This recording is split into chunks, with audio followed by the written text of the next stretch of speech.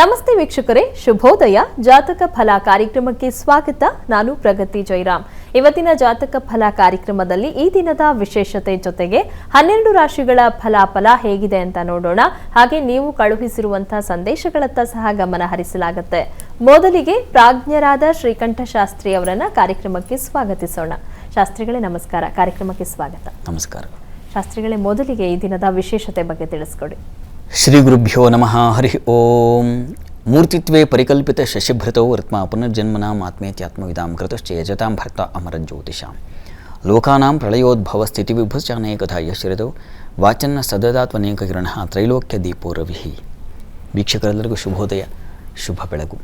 ಈ ದಿನದ ಸಂದೇಶಗಳನ್ನು ಪರಿಶೀಲಿಸ ಪೂರ್ವದಲ್ಲಿ ಇವತ್ತಿನ ಪಂಚಾಂಗವನ್ನು ಗಮನಿಸಿಕೊಳ್ಳೋಣ. ಶ್ರೀ ಶೋಭಕರ ನಾಮ ಸಂವತ್ಸರ ಉತ್ತರಾಯಣ ಹಿಮಂತ ಋತು ಪುಷ್ಯಮಾಸ ಶುಕ್ಲಪಕ್ಷವಾಗಿದೆ. ಈ ದಿವಸ ಗುರುವಾರವಾಗಿರತಕ್ಕಂಥದ್ದು. ಅಷ್ಟಮಿ ತಿಥಿ, ರೇವತಿ ನಕ್ಷತ್ರ. ಈ ದಿವಸ ರೇವತಿಯ ನಕ್ಷತ್ರ ಬಹಳ ಬೇಗ ಮುಗಿದು ಹೋಗಿ ಅಶ್ವಿನಿಯು ಪ್ರಾರಂಭವಾಗುತ್ತೆ. ಹೀಗಾಗಿ ಗುರುಚಂದ್ರರ ಯುತಿಯನ್ನು ನಾವು ಕಾಣ್ತೀವಿ, ಗಜಕೇಸರಿ ಯೋಗವನ್ನು ನೋಡ್ತೀವಿ. ಜೊತೆಗೆ ಶುಕ್ರನ ಪರಿವರ್ತನೆ ಇದೆ ಈ ದಿವಸ. ಇಷ್ಟು ದಿವಸ ಶುಕ್ರ ಕುಜನ ಕ್ಷೇತ್ರದಲ್ಲಿದ್ದ, ಅಂದರೆ ವೃಶ್ಚಿಕ ರಾಶಿಯಲ್ಲಿದ್ದ. ಅಂತಹ ಶುಕ್ರ ಈಗ ಧನುಸ್ಸು ರಾಶಿಯನ್ನು ಪ್ರವೇಶ ಮಾಡ್ತಾ ಇದ್ದಾನೆ. ವಸ್ತುತಃ ಈ ಗುರು ಶುಕ್ರನಿಗೆ ಶತ್ರು, ಗುರುವಿಗೆ ಶುಕ್ರ ಶತ್ರು, ಶುಕ್ರನಿಗೆ ಗುರು ಸಮ. ಶುಕ್ರನಿಗೆ ಗುರುವನ್ನು ಕಂಡ್ರೆ ಅಷ್ಟೇನು ವಿರೋಧ ಇಲ್ಲ, ಸಮನಾಗಿದ್ದಾನೆ ಶುಕ್ರ. ಆದರೆ ಗುರುವಿಗೆ ಶುಕ್ರನ ಕಂಡ್ರಾಗಲ್ಲ, ಶುಕ್ರ ವಿರೋಧಿ ಯಾರಿಗೆ? ಗುರುವಿಗೆ.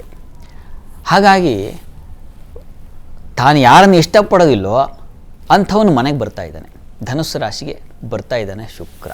ಆದರೆ ಶುಕ್ರನಿಗೆ ಅಡ್ಡಿ ಇಲ್ಲ, ಅವನು ವಿರೋಧ ಮಾಡ್ಕೊಳ್ಳಿ, ತೊಂದರೆ ಇಲ್ಲ, ನಾನು ಸಮವಾಗಿರ್ತೀನಿ ಅಂತಕ್ಕಂಥವನು. ಈ ಕಾರಣದಿಂದಾಗಿ ಧನುಸ್ಸು ರಾಶಿಯ ಶುಕ್ರ ಒಳ್ಳೆಯ ಫಲವನ್ನೇ ಕೊಡ್ತಾನೆ.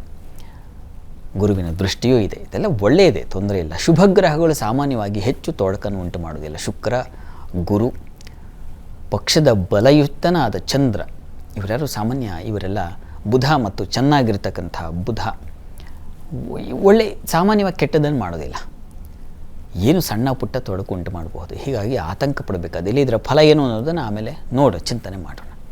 ಅಂತೂ ಈ ದಿವಸ ಒಂದು ಗಜಕೇಸರಿ ಯೋಗವನ್ನು ಕಾಣ್ತೀವಿ, ಮತ್ತೊಂದು ಶುಕ್ರ ಪರಿವರ್ತನೆಯನ್ನು ಕಾಣ್ತೀವಿ. ಇದು ಬಹಳ ನಾವು ಮನಸ್ಸಿಗೆ ತಂದುಕೊಳ್ಬೇಕಾಗಿರತಕ್ಕಂಥ ಒಂದು ಆಕಾಶಕಾಯದಲ್ಲಿ ಜರುಗುವ ಯಾವ ವಿದ್ಯಮಾನ ಇದೆ, ಇದು ಮನಸ್ಸಿಗೆ ಬಂದಾಗ ಇದರ ಫಲ ಏನು, ಇದರ ಆಕರ್ಷಣೆ, ಸೆಳವೇನು, ಇದೆಲ್ಲ ಗೊತ್ತಾಗ್ತಾ ಹೋಗುತ್ತೆ. ಅದನ್ನು ಫಲಚಿಂತನೆ ಮಾಡುವಾಗ ನೋಡೋಣ.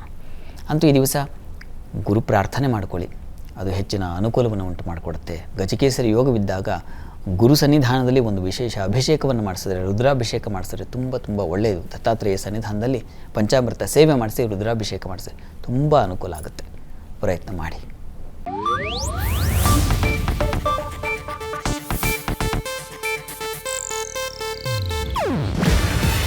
ಇದು ಏಷ್ಯಾನೆಟ್ ನ್ಯೂಸ್ ನೆಟ್ವರ್ಕ್ ಪ್ರಸ್ತುತಿ.